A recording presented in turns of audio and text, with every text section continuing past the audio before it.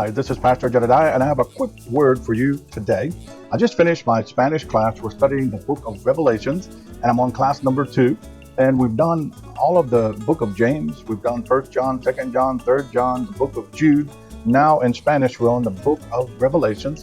And we're going to do the entire book of Revelation, word by word, phrase by phrase, chapter by chapter.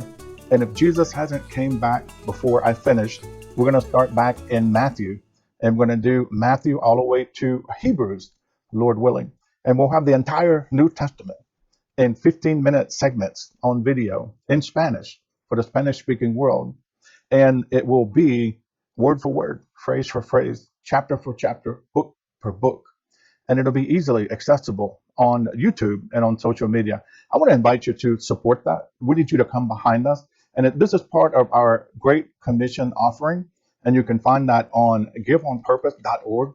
It's a cause that we put there that will enable you to give on purpose to support the spreading of the gospel, the good news, the word of God that will go forth. And we've been called especially to reach the Hispanic world, the Spanish-speaking world. And I know I'm coming to you in English right now, but I am completely bilingual. And I have the heart and the spirit and the calling of a pastoral missionary. And so what's a pastoral missionary? A pastoral missionary is someone who was a missionary, is a missionary, has lived overseas, has worked with other cultures, in my case, married someone from another culture in another country, and someone who is also called later in life to be a pastor. I call it a pastoral missionary, where we work with leaders in the world's hardest places, and we provide them with means and resources and technologies so that their work that they are called to do can be established and prosper and grow. And so there's so many pastors and so many churches and so many individual people that we're involved in helping all around the world, from orphans to widows to students that are away in college and elderly people who need assistance through sponsorships. We do all of that through giveonpurpose.org and through missiondelcarib.org. And I know that's a hard name. That's the name that they gave this ministry a long time ago, and we haven't ever changed it.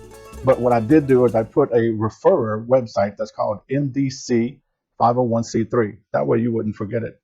MDC 501c3. MDC 501c3. That's Mission Del Carib 501c3.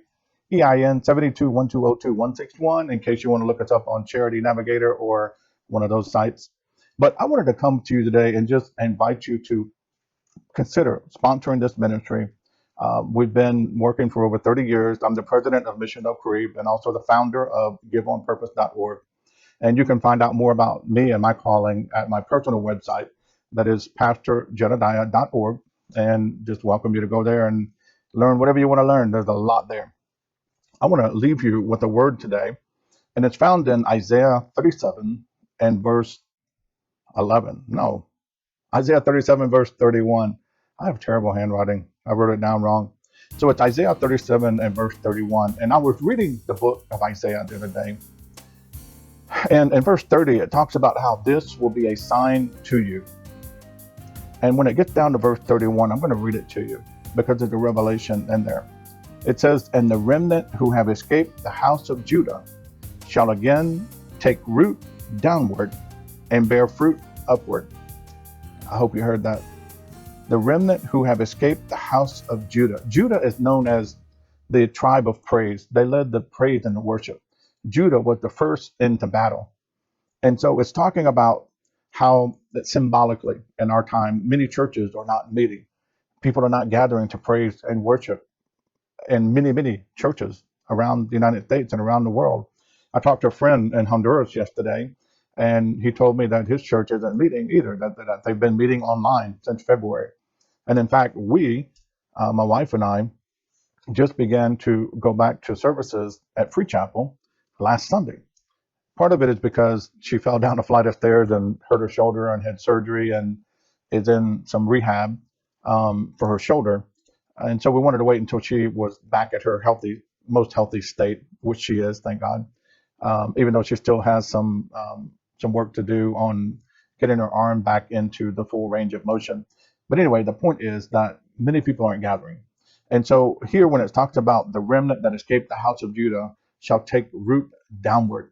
I want to tell you that there's a time coming when a revival is going to happen, a real revival, not the ones that people make up and people force, but there's going to come a revival from those people who are not in the house at the moment, but they were praising people or worshiping people. They're going to be out there online on social media. They're going to be out in their, out in their area in contact with people. And these people are going to be a people of praise. And it says they shall take root downward and bear fruit upward. And so the revelation that came to me was, in order to bear fruit, you must first take root. Get that? In order to bear fruit, you must first take root. If you're going to take root downward, that's the first step to producing fruit upward. And so I want to encourage you, stay connected to your local church. If you can meet in person and you're healthy and the church is taking the right preventative steps to make things as safe as possible, go back and meet with your church. Put your roots down, downward roots, so that you can bear fruit upward. And so that's the word today. Isaiah 37 and verse 11, very simple. In order to bear fruit, you must first put down roots. All right. Have a blessed day. I'll see you soon. Be blessed.